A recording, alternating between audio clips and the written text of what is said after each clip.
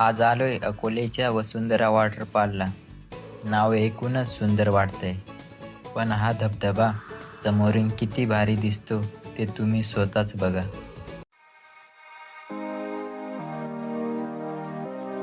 इथपर्यंत येतानाच आजूबाजूचा निसर्ग एकदम भारी दिसतोय.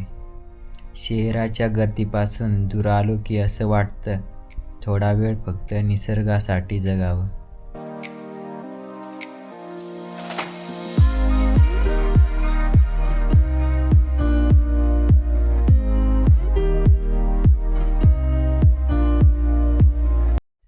खरं सांगायचं तर अशा ठिकाणी आल्यानंतर लक्षात येते की फिरण्यासाठी नेहमी मोठ्या शहरात किंवा महागड्या ठिकाणी जाण्याची गरज नसते. आपल्या महाराष्ट्रातच इतका सुंदर निसर्ग आहे, फक्त तो शोधण्याची गरज आहे.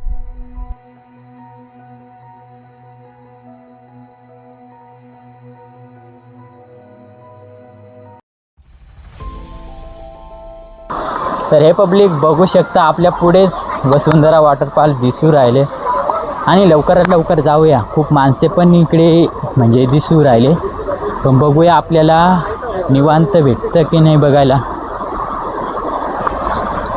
तर चला लवकर जाऊया. जस्ट भाई बेकार पब्लिक आहे, नाद नाही करायचा. कोणी भिजले कोणी नाही भिजले. ट्रॅव्हल करताना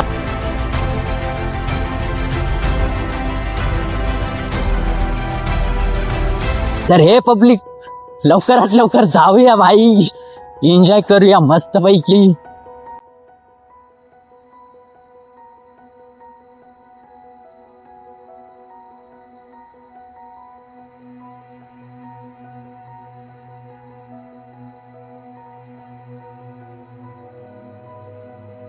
तर पब्लिक लवकरात लवकर आलोय.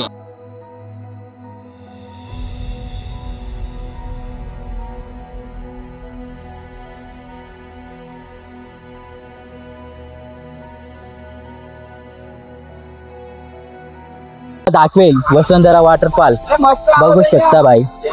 ट्रेकिंग साठी एक नंबर व्ह्यू पण आहे आणि वॉटरफॉल पण छान आहे. तर लवकरात लवकर जवळ जाऊया आणि बघूया. आपले मित्र पुढे चाललेले आहेत बघू शकता.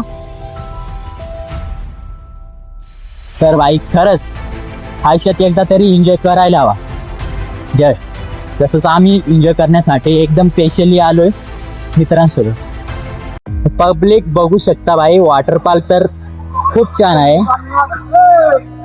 आणि मजा पण आली. जस्ट इमॅजिन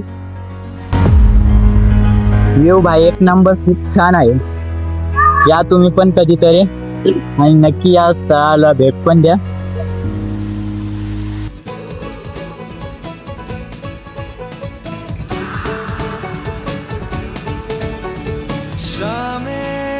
मलंग सी रातें सुरंग सी बागी उड़ान पे ही. आणि हा आहे वसुंधरा वॉटरफॉल. कॅमेरामध्ये जितका सुंदर दिसतोय त्यापेक्षा प्रत्यक्षात अजून भारी आहे. पाण्याचा फ्लो आणि आजूबाजूचा पूर्ण निसर्ग एकदम सिनेमॅटिक फिलिंग देतोय.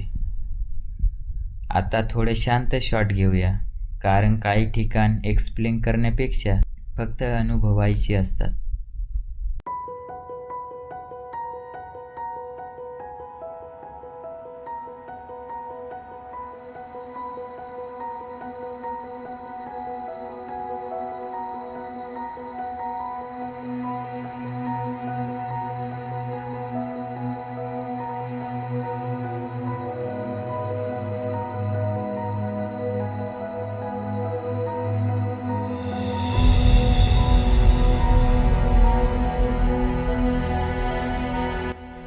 तर हा होता माझा वसुंधरा वॉटरफॉलचा छोटासा प्रवास. तुम्हाला हा व्लॉग आवडला असेल तर व्हिडिओला लाईक करा, चॅनलला सबस्क्राईब करा आणि हा व्हिडिओ तुमच्या मित्रांसोबत नक्की शेअर करा.